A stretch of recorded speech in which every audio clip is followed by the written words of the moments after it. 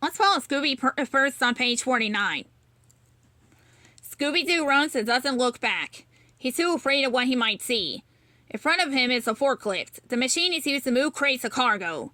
The only thing important to Scooby is that it has wheels. He jumps into the vehicle and hits the gas. Eee! Scooby yelps as the machine takes off. No, we see. The ghost leaps into a small go-kart and zooms after Scooby. Scooby zigzags all over the place. He's a terrible driver. The ghost isn't very good either. Tires screech as both vehicles narrowly miss hitting stacks of crates and boxes. Then Scooby sees something looming ahead that makes his eyes go wide. Ruh-roh, Scooby gulps.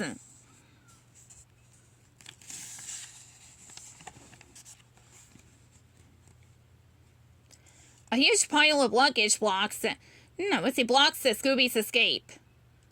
He shuts his eyes and crashes right through it. Suitcases go flying, the luggage pops open, and clothing soars everywhere. Some of it falls down on Scooby.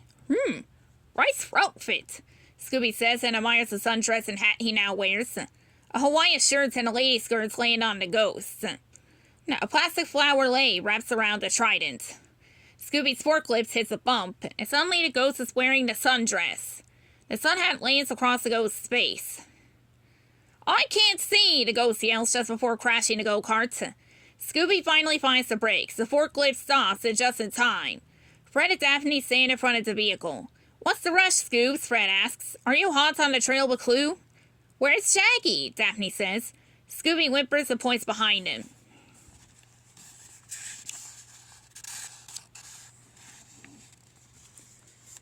See, I'm over here, Shaggy shouts. He pops up out of a big pile of clothing.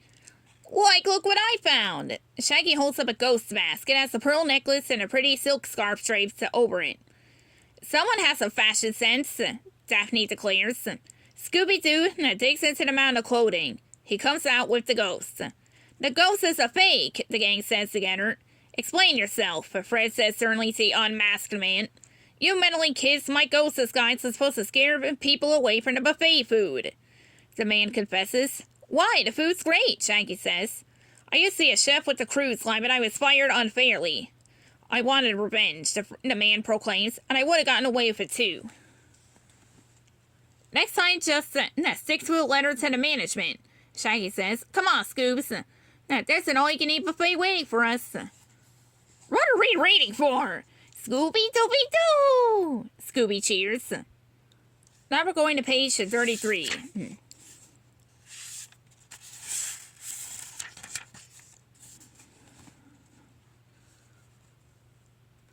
No, look, there's a service door.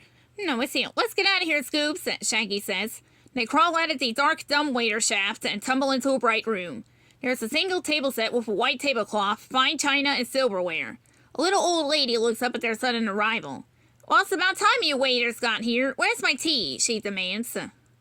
Sorry, ma'am, Shaggy apologizes. We had a little detour. Your uniforms are odd, the woman says and peers at their mummy costumes. You must be dressed for the party upstairs. Yes, ma'am, Shaggy says politely. We'll just be going back there now. Don't move, the woman commands sharply. Now, Shaggy and Scooby freeze. The woman is old and frail, but she's as scary as a skeleton. I want my tea and desserts, she says. Shaggy and Scooby bring plates of delicious desserts. Their mouths water at the sweet smells. Scooby's tongue reaches out for a taste. The woman whacks Scooby's nose with her napkin. Mind your manners, she scolds. Scooby whimpers when he places the plate on the table. That's a good boy. Suddenly a frightening figure bursts into the room. Every hair on Shaggy and Scooby stands upright. It's the ghost! They scream and hug each other. The old woman looks at the phantom and frowns. What are you doing here? The woman shouts at the ghost. She smacks it with her napkin.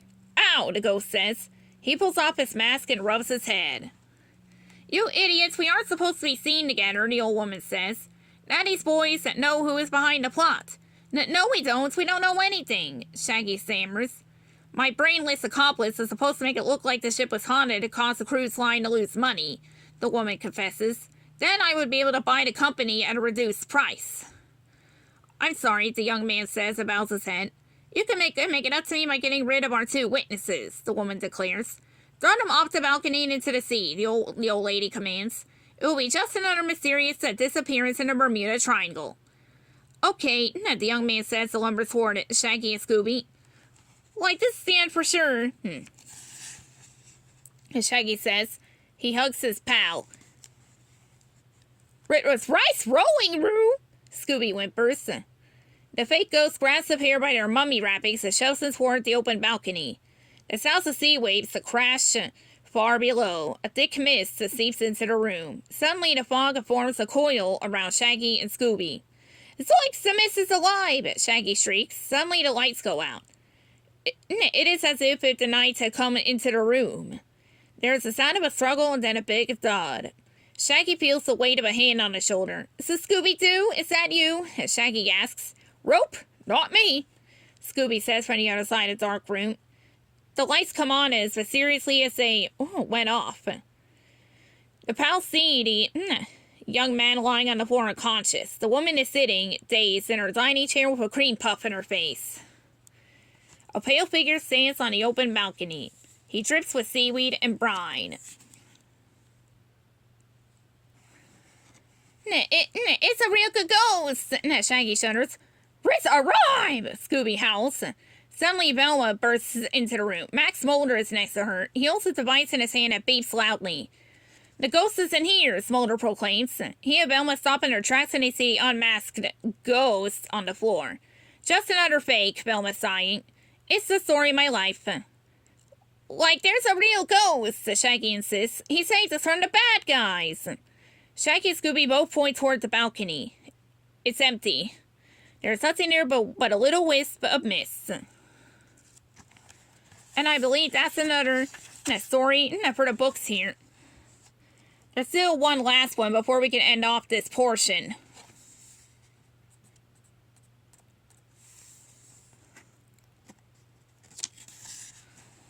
And now, where will your next choice lead you?